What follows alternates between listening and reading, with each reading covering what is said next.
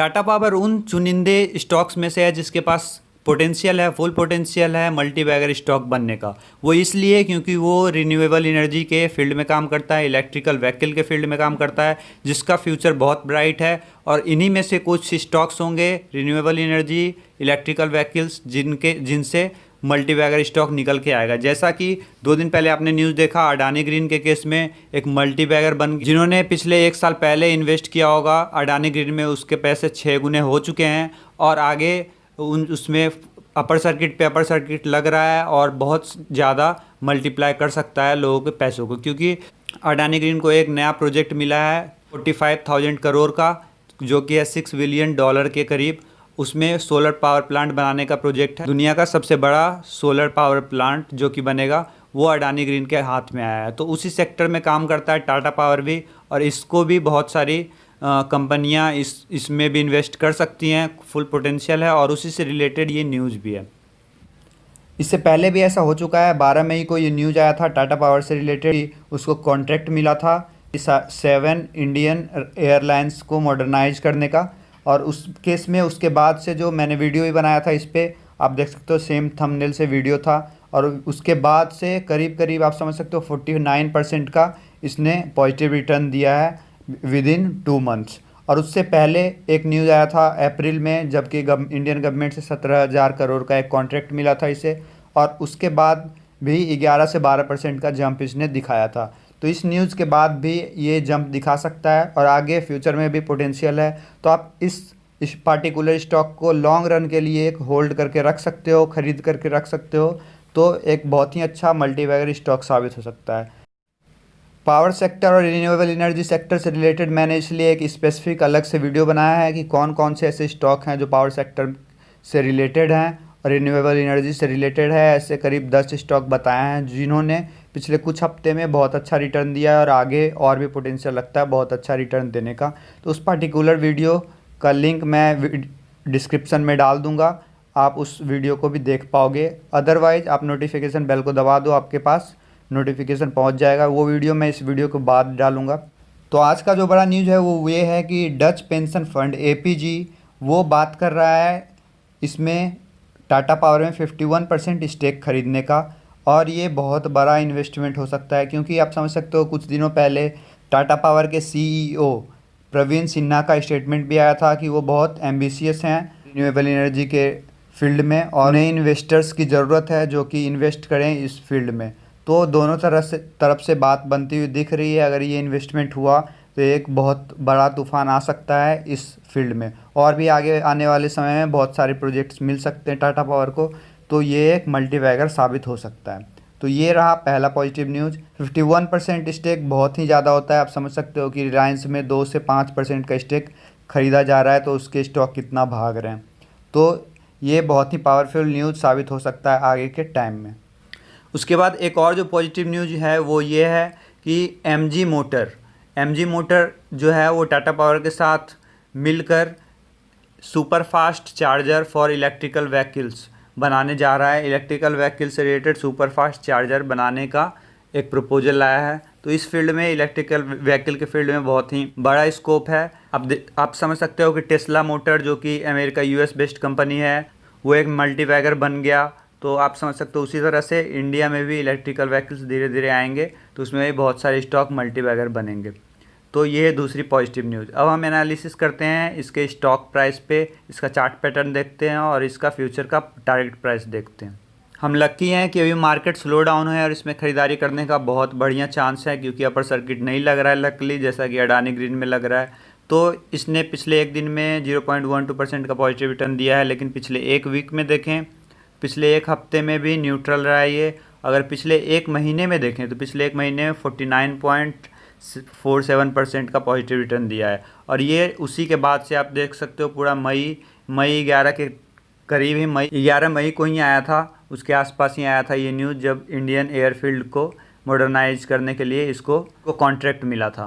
उसके बाद से ये स्टॉक भागा है, 49% का पॉजिटिव रिटर्न दिया है। तो आप समझ सकते हो कि पिछले एक महीने में इतना रिटर्न दे चुका है। तो अगर ये 2 न्यूज़ भी वायरल हुआ तो इसके स्टॉक में और भी बड़े तूफान आने की आशंका है। तो सारे जो ऑड्स हैं इसके फेवर में है, टाटा पावर के फेवर में है।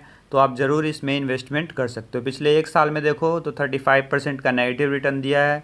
और लॉकडाउन से पहले करीब करीब ये 51 के आसपास ट्रेड कर रहा था, लेकिन उसके बाद गिरावट हुई और इसने लो बनाया 27 के करीब, और 27 से ये लगभग अपना करीब 50 to 60% का पॉजिटिव रिटर्न इससे ऊपर ये दे चुका है अब तक, और आगे भी बहुत अच्छा रिटर्न दे सकता है 5 साल।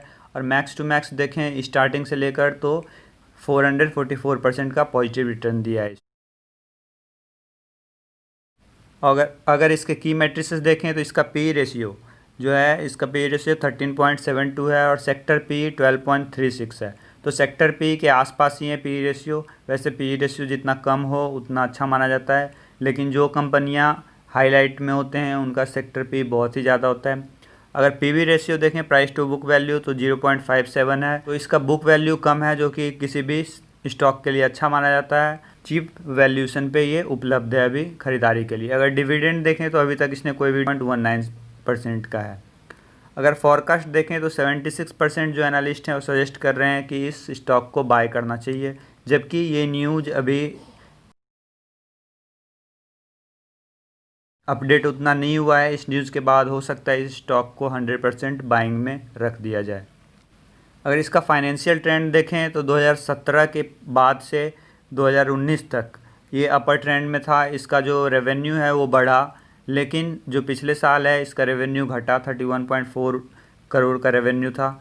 और अगर इसका प्रॉफिट देखें तो प्रॉफिट भी 2017 से 2018 में अच्छा खासा बढ़ा, फिर 2019 में थोड़ा कम हुआ और 2020 में और भी कम हुआ।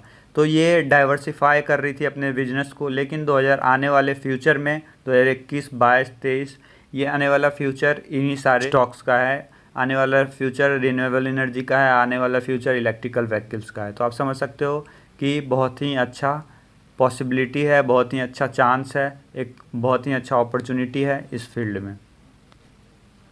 अगर होल्डिंग ट्रेंड देखें तो इसका जो प्रोमोटर होल्डिंग है वो पिछले 6 महीना में बढ़ा है। और जब भी प्रोमोटर अपनी होल्डिंग बढ़ाता है किसी भी कंपनी में, आप समझ सकते हो ये टाटा ग्रुप की कंपनी है, जो कि बहुत ही विश्वास है टाटा ग्रुप पे सबका। टाटा पावर हो, टाटा मोटर हो, सब पे, टाटा स्टील हो, सब पे सबका विश्वास है। तो प्रोमोटर होल्डिंग बढ़ रहा है इसमें टाटा ग्रुप का, तो इसका मतलब यही है कि प्रोमोटर को इसके फ्यूचर में पॉजिटिविटी दिखती है। अगर देखें तो इसका होल्डिंग बहुत ही ज़्यादा प्लेज्ड है, प्रोमोटर की होल्डिंग बहुत प्लेज्ड है, क्योंकि इस कंपनी पे डेब्ट बहुत ज़्यादा है और यही एक सबसे बड़ी नेगेटिविटी है इस कंपनी की। और ये सिर्फ इसकी नहीं है, जो भी इस फील्ड में है, इस सेक्टर में है रिन्यूएबल एनर्जी के, क्योंकि अभी ये फील्ड कमा कर नहीं दे रही, अर्निंग नहीं दे रही, लेकिन फ्यूचर में देगी।